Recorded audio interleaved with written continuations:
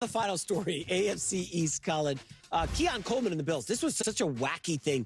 I cannot recall an owner taking a shot at Keon Coleman the way Terry Pagula did earlier this offseason. Yeah, he did. Anyways, apparently fences are being mended.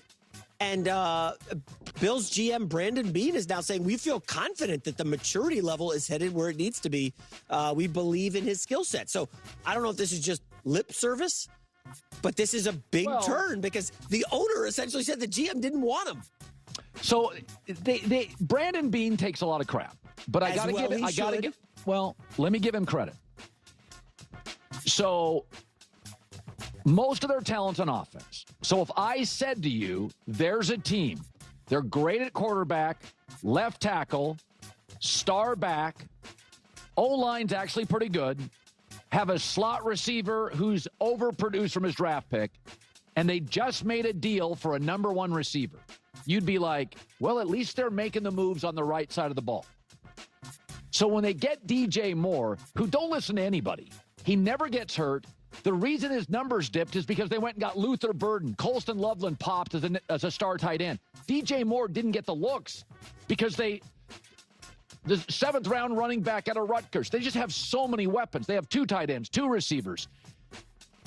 It allows them, with Keon Coleman, I think it was actually brilliant GMing. By bringing in DJ Moore, now I don't ask much from Keon Coleman. Twice a game, you're the over-the-top guy. And so then you take the stress off Coleman, the GM, the quarter. Because what happened last year is big expectations. He's not going to be a volume guy. He doesn't have a volume personality. That doesn't mean he can't be a 9 Des Bryant, 8-9 touchdown a game guy or a touchdown a year guy.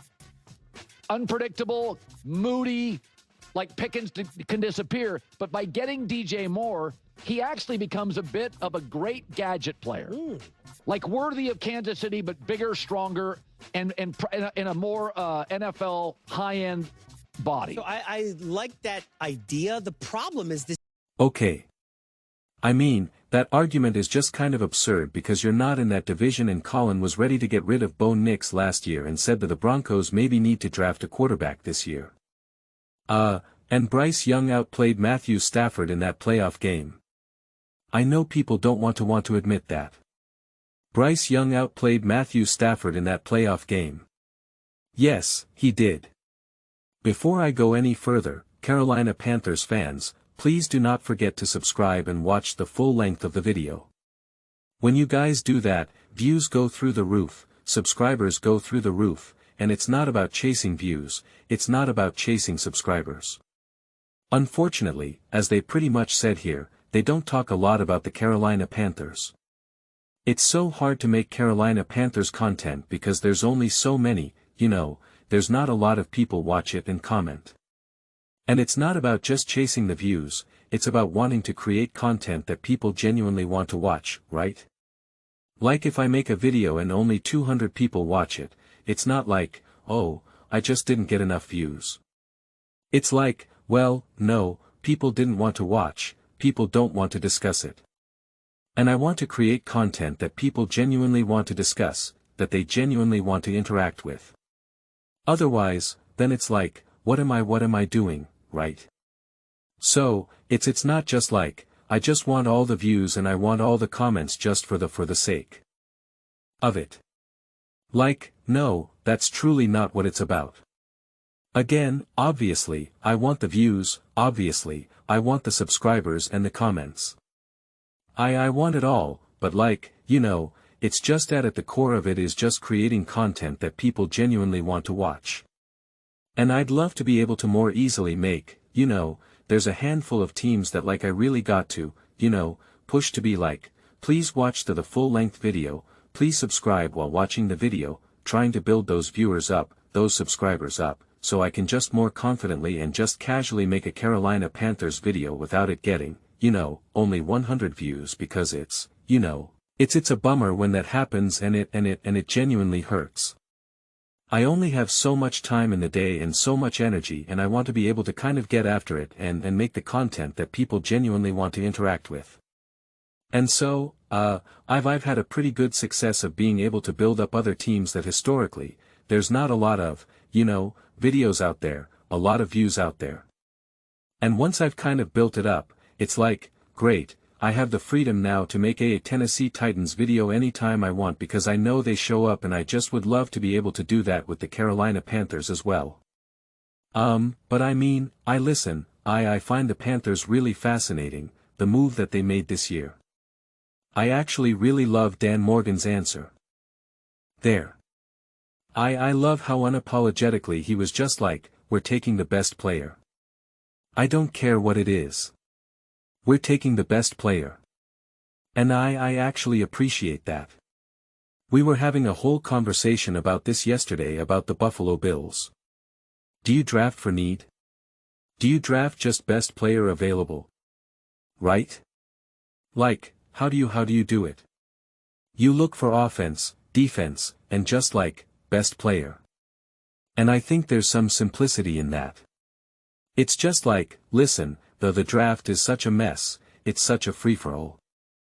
I'm just taking the best, we're evaluating who we think are the best players and it's just who's best available and that's what we're doing. I appreciate that.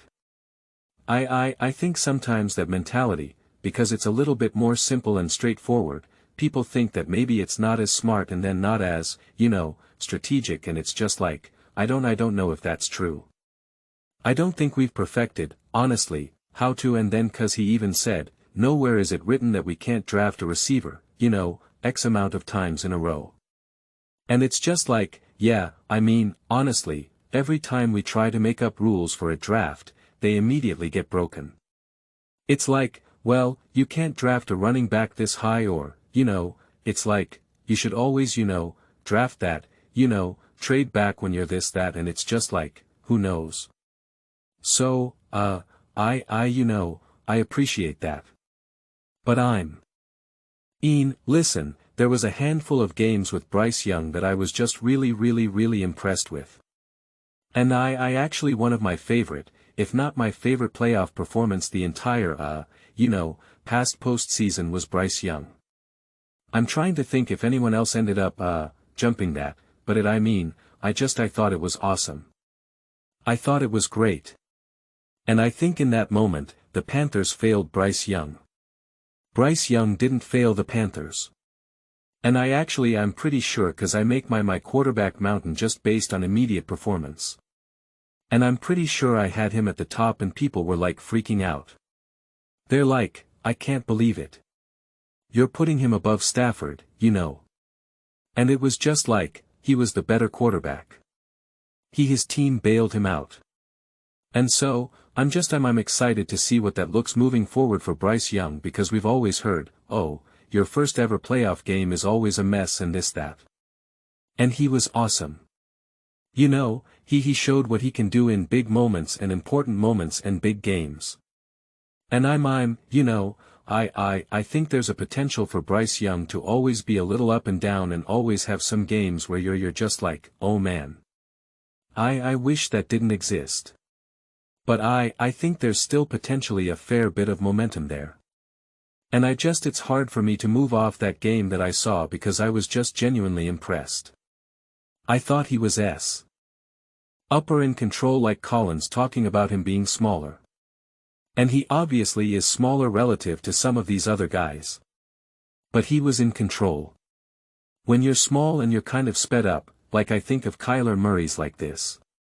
Obviously, Kyler Murray's, speed and quickness and agility and burst is like, through the roof.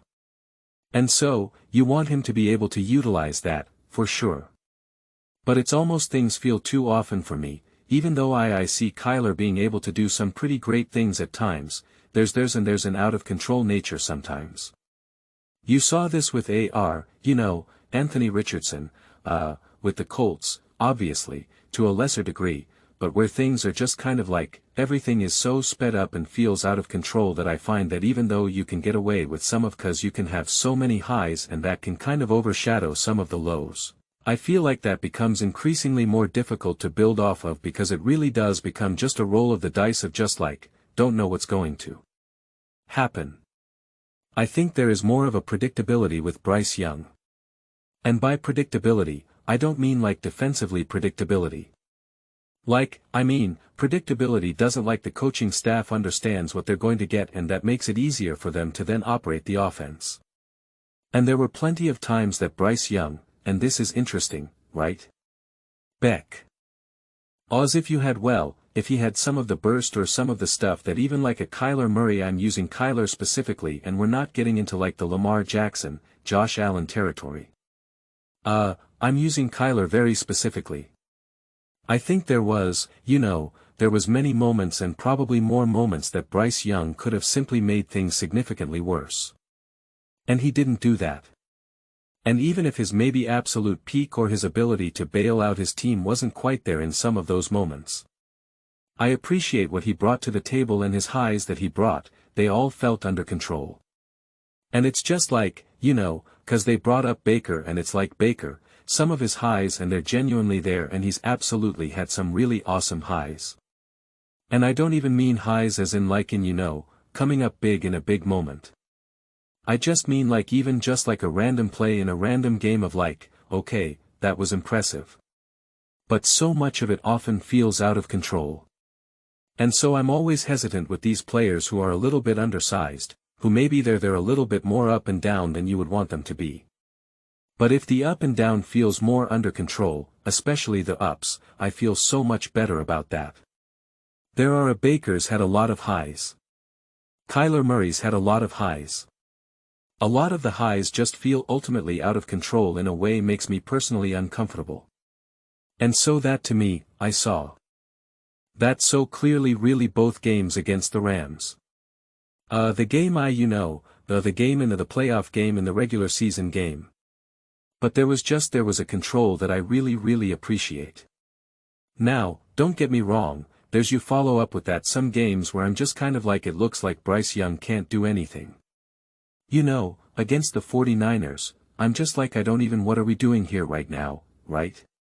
And you're just kind of like, how can you move forward with this? And it is.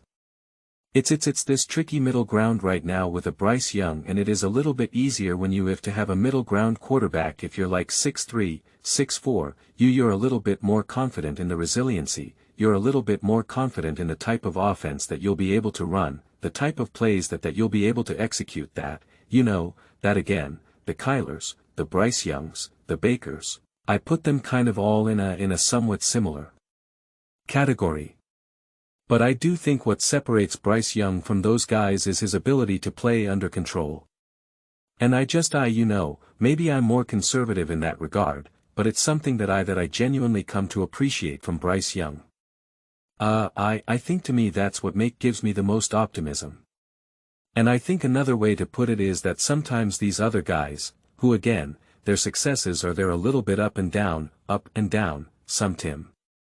Their successes almost seem like luck. And I really mean put the quotes there because I'm not saying it actually is luck, but it almost just seems like, kind of fortunate that worked out for you there, right? Like yes, you can make that happen, but I don't know. If Josh Allen makes that play 8 out of 10 times and Patrick Mahomes does 8 out of 10 times, you probably do it 3 out of 10 times. So it's cool that you can do it, but yeah. If you think that's the way how you're going to keep winning games, best of luck to you.